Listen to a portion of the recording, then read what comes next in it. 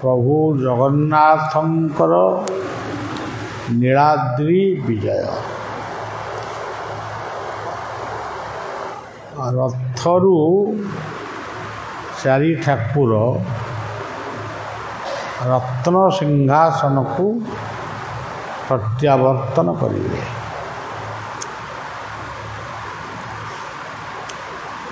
प्रत्यावर्तन पूर्व रसगोला भोग आज लगी हुए।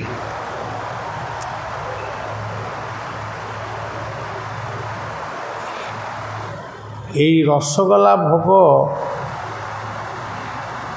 क्यों समय प्रचलित होईची से कथा आमे ताको ठीक भाव में कही पारिबानी। एमती गवेषक माने ऐतिहासिक माने कौन गोटे मत दौरान कि आमर से कथारे प्रवेश करिवार मुंड नहीं। केवल आमर से जगन्नाथ ही आम रसगोला चारोटी रसगोला आम अच्छा बलभद्र जगन्नाथ सुभद्रा सुदर्शन से हेले चारोटी रसगोला। आमे जो अनंतंक क्षेत्र में बसीचु ये अनंत होउचंदी बलदेवंकर आराधना स्थली। तो आमे मध्य से रसगोला भितर अच्छु। रस कौन दुनिया रे अनेक रस अच्छी। आखु रस महू रस गो रस ये अनेक रस आम भितरे बा आम समाज भितरे प्रचलित हो। किंतु शास्त्र सब गोटे कथा कहती जा कृष्ण रस प्रमोद मधुरा सा माधुरी माधुरी। जेते रस अच्छी कृष्ण नाम जो आनंद रूपक रस अच्छी से रसटा आउ कौटी नहीं।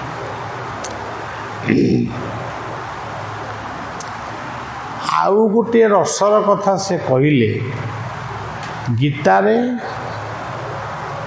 कहले सूर्य और चंद्रंक ठारू समस्त रस सृष्टि होती एवं सी ही होती प्रकृत रस सागर। यहाँ गीतारे कहुए। आम वैष्णव माने सब कहती हरि नाम किरस अच्छी पान कला लोक सीना जानी। जड़े रसगोला खाए आउ जड़े ता मुँह को अनेई थाए। जी खाए सी जाने रसगोलार महात्मा मधुरता केते। जी ता मुँह को केवल अनेई थाए सी केमिति जानिबो कि रसगोलार मिठा केते से केमिति जानिबो। तेणु एठी जो रसर कथा कहा जाउची ये रस हो ये जो रसगोला प्रकृत रसगोला आउ आम समाज रे कौन रसगोला भाया आउ कौन मिठा नहीं। बुंदी अच्छी ए लडू लडू खसा लडू मगज लडू एते कथा थाऊ थाऊ ताले कौनसी रस को से मिठा को से स्वीकार कले नहीं जो आचार्य माने रसगोला को स्थिर कले ना यही गुटाक जगन्नाथ पाखे लगी हम कहीं स्थिर कले से कथा आम ठीक भाव वर्णना करिपरिबा नहीं किंतु रसगोला होची गोटे गोलाकार ये पृथ्वीर मूर्ति होची गोलाकार सूर्यंकर मूर्ति होची गोलाकार चंद्रंकर मूर्ति होची गोलाकार से भली जगन्नाथंकर जो चक्षु दुईटी चक्षु से मध्य गोलाकार गीतारे जो चक्षु को वर्णना करा जाइछि अखंड मंडलाकारम जे खंडित हुअन्ति नाही से सबुबले मंडित ही अछन्ति तेणु ये हूँ गोटे रसगोलार गोटे बड़ तत्वटे सी पुणी व्याप्तं जेन चराचरम। अच्छा आपण माने जो माने बसी से माने हुए तो जानी नथिबे आम बयसर जो बाबू माने बसचंती से माने जानिथिबे प्रथमे जेतबेले पिलार विद्यारंभ हुए सेतबेले तीनोटी सुन ताकू प्रथमे माने लेखे दिया जाए से सुनटी ठीक हो गले से सुन लेखिबार चित्रांकन करिवार प्रणाली पिला बाप माँ जानती ये पिलाटा मोर अक्षर भल लेख सी होचंती ब्रह्मा विष्णु आउ महेश्वर तेणु रसगोलार ये जो भोगर कथा आमे कहूचु एठी दुईटी अक्षर को मिसिकी रस बोली गोटे शब्द सृष्टि आपण देखिए इमिटी गोटे फल नहीं से मीठा फल हो खटा फल हो पिता फल हो को गोटिक फल फूल फल रस नहीं आपण प्रमाण करी पारिबे नहीं जो गछटी को टिके पूरा हाणीदेवे तापर देखा गोटे रस निर्गत हो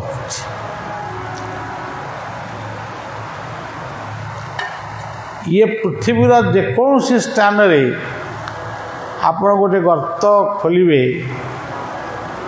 से टुएल हो बा आपणकर जहाँ भी हो सेठी गोटे रस बाहर यहाँ हूँ पानी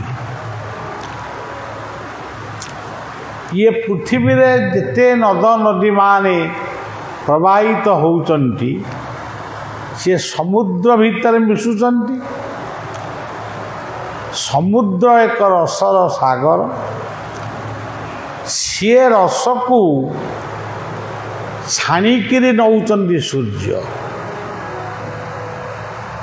सी तैयारी करुचंती एमिटी से माने कारीगर बादल तैयारी करुचंती से बादल तो फाटुची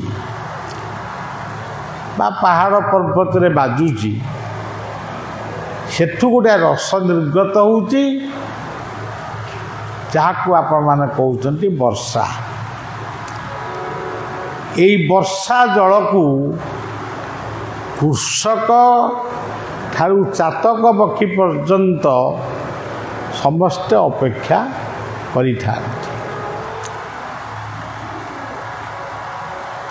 ଏଇ ରସ ହିଁ ଗଙ୍ଗା, ଏଇ ରସ ହିଁ ଯମୁନା, ଏଇ ରସ ହିଁ ଗୋଦାବରୀ, ଏଇ ରସ ହିଁ ନର୍ମଦା, ସିନ୍ଧୁ, କାବେରୀ, ବୈତରଣୀ, ମହାନଦୀ, ପାଇକା, ଚିତ୍ରୋତ୍ପଳା, ପ୍ରାଚୀ, ଇଏ ସମସ୍ତେ ହେଉଛନ୍ତି ସେଇ ରସର ଅନ୍ତର୍ଗତ। ଆପଣମାନେ ଏଠି ପ୍ରାର୍ଥନା କରୁଛନ୍ତି। ପ୍ରାର୍ଥନା ବେଳେ ଆପଣମାନେ ଲକ୍ଷ୍ୟ କରିଥିବେ, ଯଦି ଅତି ଦୁଃଖରେ ଆପଣମାନେ ଥାଆନ୍ତି ତାହେଲେ ଆପଣଙ୍କ ଆଖିରୁ ଯେଉଁ ଲୁହଟି ବୋହିଯାଏ ସେ ହେଉଛି ଗୋଟିଏ ରସ। କିମ୍ବା ଆପଣ ବହୁତ ଆନନ୍ଦରେ ଯେତେବେଳେ ନିମଗ୍ନ ହେଇଯାଆନ୍ତି ସେତେବେଳେ ମଧ୍ୟ ଆପଣଙ୍କ ଆଖିରୁ ପ୍ରେମାଶ୍ରୁ ନିର୍ଗତ ହୁଏ, ସିଏ ମଧ୍ୟ ଗୋଟିଏ ରସ।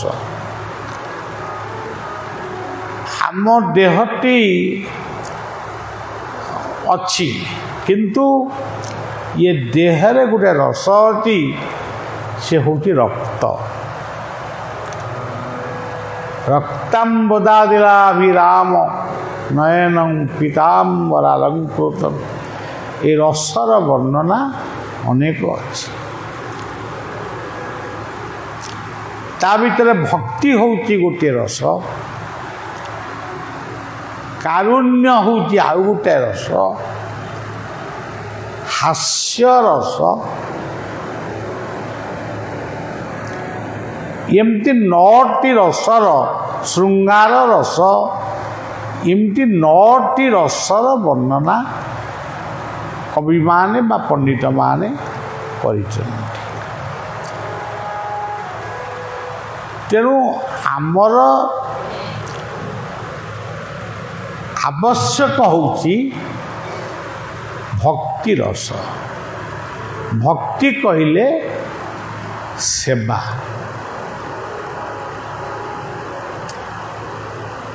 ନାମ ରସ, ଆମେ ଏଠି ଗୋଟେ ନାମ କରୁଛୁ, ସେ ହେଉଛି ରସ। ଭକ୍ତି କହିଲେ ସେବା, ସେ ବି ଗୋଟେ ରସ। ଆମେ କିଛି ନା କିଛି କର୍ମ କରୁଛୁ, ତା ଦେହରୁ କର୍ମ କଲାବେଳେ ଆମ ଭିତରୁ ଝାଳ ବୋହିଯାଉଛି, ଏ ଝାଳ ବି ଗୋଟିଏ ରସ।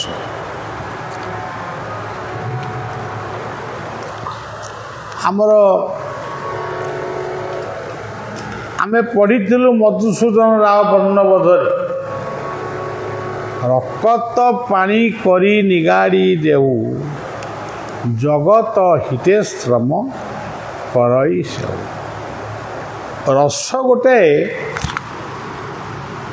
ସୀମିତ କଥା ନୁହେଁ, ଏଇ ରସକୁ କୁହାଯାଇଛି ବ୍ରହ୍ମ, ଅର୍ଥାତ୍ ଯାହା ଅନନ୍ତ ବା ମାନେ ଏତେ ବ୍ୟାପକ ଯାହାକୁ ବର୍ଣ୍ଣନା କରି ହେବ ନାହିଁ, ଏଇ ହେଉଛି ରସ। ମନେ କରନ୍ତୁ ଆପଣମାନେ ନାମ କରୁଛନ୍ତି, ନାମ କରିବା ପାଇଁ ଯଦି ଶ୍ରଦ୍ଧା ନାହିଁ, ଶ୍ରଦ୍ଧା ହେଉଛି ରସ, ଶ୍ରଦ୍ଧା ହେଉଛି ରସ। ଆପଣ ବସିକିରି ଗୋଟେ ଗିନି ବଜେଇକିରି କି ମୃଦଙ୍ଗଟିଏ ବଜେଇ ହେଉଛନ୍ତି, କି ଲୋକ ଦେଖିଲେ ଗୋଟେ ସ୍ୱର ପକାଉଛନ୍ତି, ଲୋକ ଚାଲିଗଲା ପରେ ସ୍ୱର ମାନେ ପଡ଼ିଯାଉଛି। ଏମାନଙ୍କୁ ରସିକ ବୋଲି କୁହାଯାଏ। ଏମାନେ ରସବିହୀନ ରସିକ। ଏଇ ରସିକଙ୍କ ପାଖରୁ ରସରାଜ, ରସରାଜ କହିଲେ କୃଷ୍ଣ, ରସରାଜ ହେଉଛନ୍ତି ଶିବ, ରସରାଜ ହେଉଛନ୍ତି ଅନନ୍ତ। ସେ କ୍ଷୀରାବ୍ଧି ସମୁଦ୍ରରେ ତାଙ୍କର ସ୍ଥିତି ବୋଲି କୁହାଯାଇଛି। କ୍ଷୀର ହେଉଛି ଗୋଟେ ରସ। ଆଜିକାଲି ନାମ କୀର୍ତ୍ତନ ହେଉଛି। ଗୋଟିଏ ଧନୀ ଲୋକ ବା ମଧ୍ୟବିତ୍ତ ଲୋକ ପୂଜକଙ୍କୁ ଡାକିଲା, ନାମ ଅଧିବାସ ହେଲା, କେତେ ଲୋକ ଖାଇବେ ତା ପାଇଁ ତାଲିକା ପ୍ରସ୍ତୁତ ହେଲା, କୀର୍ତ୍ତନ କେତେ ମଣ୍ଡଳୀ ଆସିବେ ତାକୁ ବି ପ୍ରସ୍ତୁତ ହେଲା। ଯିଏ ଯେତେ ମଣ୍ଡଳୀକୁ କୀର୍ତ୍ତନ ମାନେ ନିମନ୍ତ୍ରଣ କଲା ସେ ସେତେ ବଡ଼ ଭକ୍ତ ବୋଲି ଆମେ ଭାବୁ। କିନ୍ତୁ ଯଦି ତାକୁ ମାନେ ଟିକିନିକି କରି ପୁଙ୍ଖାନୁପୁଙ୍ଖ ଭାବରେ ଆପଣ ଅନୁସନ୍ଧାନ କରିବେ, ସେଇ ଲୋକଟି ଦିନ ଭିତରେ କେଇ ମିନିଟ୍ ନାମ କରିଛି। ସିଏ ଜମା ନାମ ମଣ୍ଡପକୁ ଆସିନି। କିଏ ଚା ଖାଇବ, କିଏ ଜଳଖିଆ ଖାଇବ, କିଏ ଏମିତି ସବୁ ବନ୍ଧୁବାନ୍ଧବ ଆସିବେ, ତାଙ୍କୁ ଶଙ୍ଖଳିବ। ଏଇଥିରେ ତା'ର ଅଷ୍ଟମ ପରି ଶେଷ, 24 ପ୍ରହର ଶେଷ, ନବରାତ୍ର ଶେଷ। ତାହେଲେ ଲାଭ କ'ଣ ହେଲା? ଆପଣମାନେ ଶିଶୁ ଅନନ୍ତ ଆଶ୍ରମକୁ ଯେକୌଣସି ଆଶ୍ରମକୁ ଆପଣମାନେ ଯାଉଛନ୍ତି, ଆମର ତ ଏ ଗୋଟେ କ୍ଷୁଦ୍ର ପଲ୍ଲୀରେ ଗୋଟେ କ୍ଷୁଦ୍ର ଆଶ୍ରମ। ଆପଣମାନେ ଆଶ୍ରମ ଯଦି ଦେଖିବେ ଆପଣଙ୍କ ଆଖି ଖୁସି ହେଇପଡ଼ିବ। ତେବେ ଏତେ ବଡ଼ ଆଶ୍ରମରେ ଆପଣମାନେ ରହିଛନ୍ତି, ନାମରେ ଶ୍ରଦ୍ଧା ନାହିଁ, ଜୀବରେ ଦୟା ନାହିଁ, କର୍ମ ଭୀରୁ କର୍ମ କରିବା ପାଇଁ ଇଚ୍ଛା ବି ନାହିଁ। ଯେଉଁମାନେ ଏ ସମାଜରେ କର୍ମ ଭୀରୁ, ସେ ଆଶ୍ରମରେ ରହିଲେ ବି, ପୁରୀ ଜଗନ୍ନାଥଙ୍କ ମନ୍ଦିରରେ ରହିଲେ ବି, ସେମାନେ ହେଉଛନ୍ତି ଅଲକ୍ଷଣା। ଯେଉଁମାନେ ନାମ କରନ୍ତି ନାହିଁ, ନାମରେ ଯାହାର ଶ୍ରଦ୍ଧା ନାହିଁ, ସେ ଲୋକଟି ଯେଡ଼େ ଧନୀ ହଉ, ସେ ହେଉଛି ମହାପାପୀ। ପାପୀ ନୁହଁ, ମହାପାପୀ। ଅଜାମିଳ ନାମେ ସେ ମହାପାପୀ, ତରିଗଲା ପୁତ୍ର ନାମକୁ ଜପି। ସେ କ'ଣ ପୁତ୍ରକୁ ଜପୁଥିଲା? ପୁତ୍ରର ନାମ ଥିଲା ନାରାୟଣ।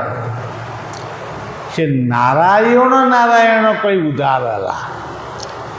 ତେବେ ଆପଣମାନେ କେତେ ନାମ କରୁଛନ୍ତି?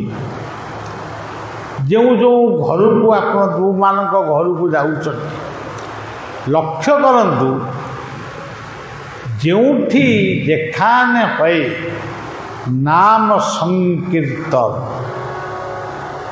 ସେখানে হয়ে গোলক বৃন্দাবন।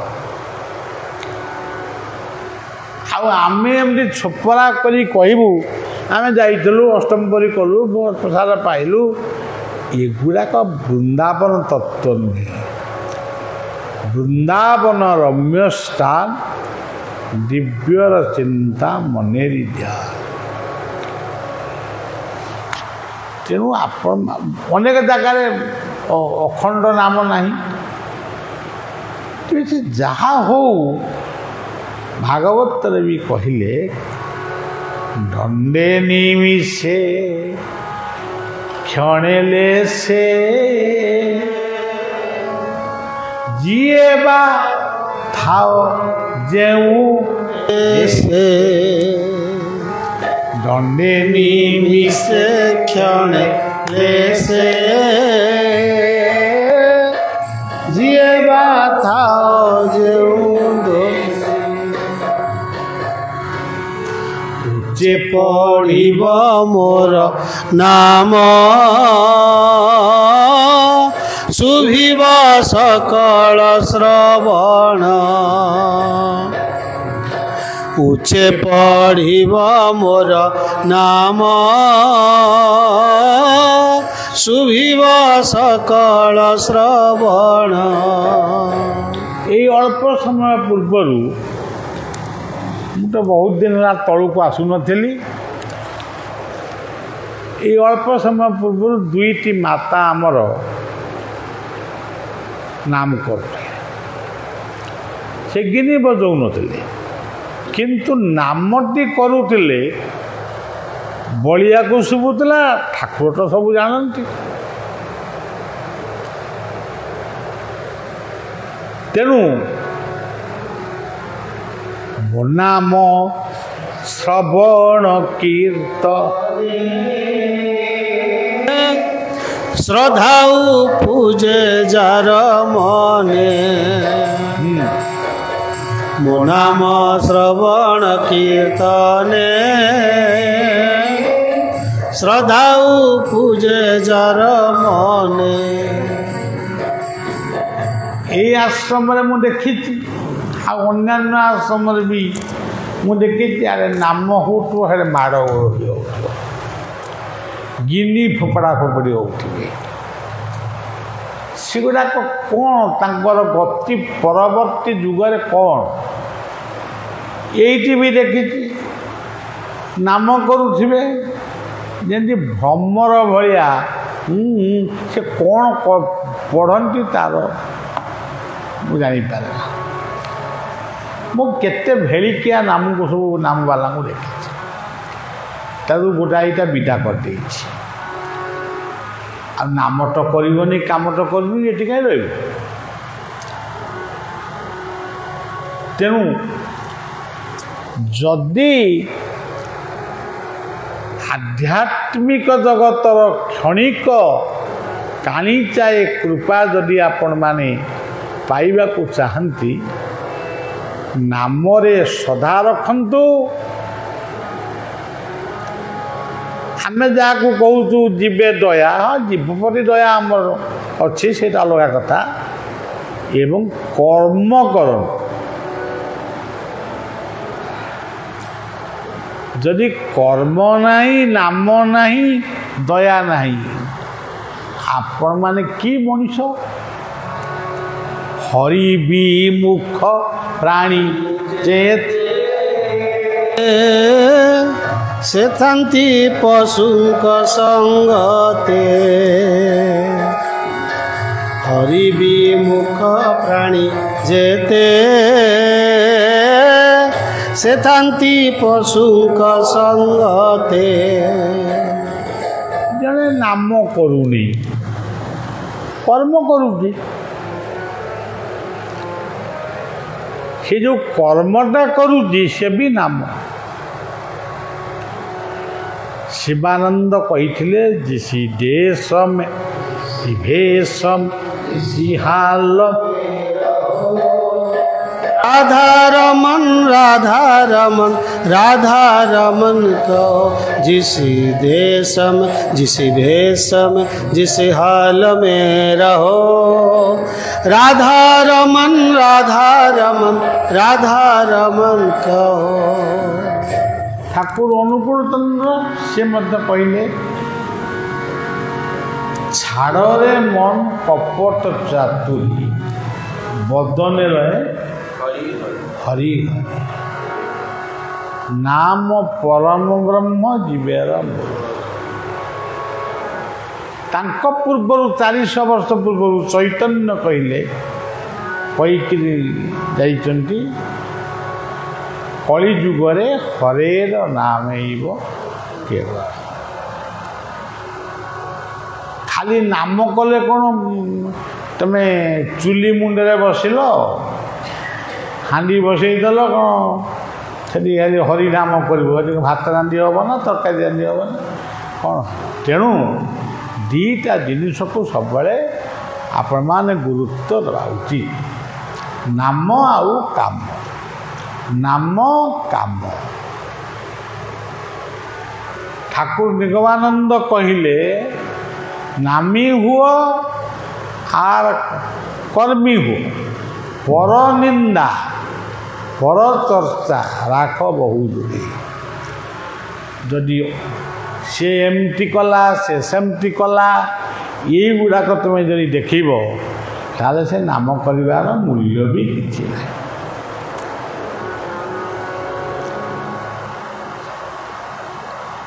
ଆସିଥିଲା ଭକ୍ତ ଯତନେ ଆସିଥିଲେ ତା ମନେ ପଡ଼ୁନି। ସ୍ୱାଧୀନତା ସଂଗ୍ରାମ ବେଳେ ଆମର ରତ୍ନମାଳୀ ଜେମା ଲେଖିଥିଲେ, ବୀରବର ସାମନ୍ତଙ୍କର ଧର୍ମପତ୍ନୀ। ତେଣୁ ସେ ଯାହା ହଉ ଏମିତି କଥା ସବୁବେଳେ କୁହାଯାଉଛି, କୁହା ବି ବହୁତ ଥର ହେଇଛି। ଏଇ ଟିଭି ପରଦା ଆପଣ ଖୋଲିଦେବେ 9 ଦିନ ହେଲା କି 10 ଦିନ ହେଇଗଲା, ସବୁଦିନେ ସବୁ ଚ୍ୟାନେଲ ରେଡ଼ିଓ ପର୍ଯ୍ୟନ୍ତ କେଉଁଠି 5 ଜଣ କେଉଁଠି 3 ଜଣ କେଉଁଠି 10 ଜଣ ଗପି ଚାଲିଯାଏ। ଲୋକ କେତେ ଶୁଣିବେ, କେତେ ମନେ ରଖିବେ? ସିଏ ହିଁ ମୁଖସ୍ଥ କରିଛନ୍ତି, ସିଏ ହିଁ କହୁଛନ୍ତି। କିଛି ଲୋକ ଟିକେ ସେ ପବିତ୍ର କଥା ଶୁଣୁଛନ୍ତି ଆଉ ଠାକୁରଙ୍କୁ ଦେଖୁଛନ୍ତି। ତେଣୁ ଏଇଭଳି ଭାବରେ ଆଜି ଯେମିତି ଠାକୁର ବିଜେ କରିବେ ରତ୍ନ ସିଂହାସନକୁ, ସେମିତି ଆମେ ବି ଦିନେ ବାହୁଡ଼ା, ଆମ ଜୀବନରେ ବି ବାହୁଡ଼ା ଅଛି। ଆମେ ବାହୁଡ଼ି ଯିବୁ। ସେଇ ବାହୁଡ଼ିବା ବେଳେ ନିର୍ମାଲ୍ୟ ରୂପକ ରସଗୋଲା ଟିକେ ଆମେ ଖାଇବୁ,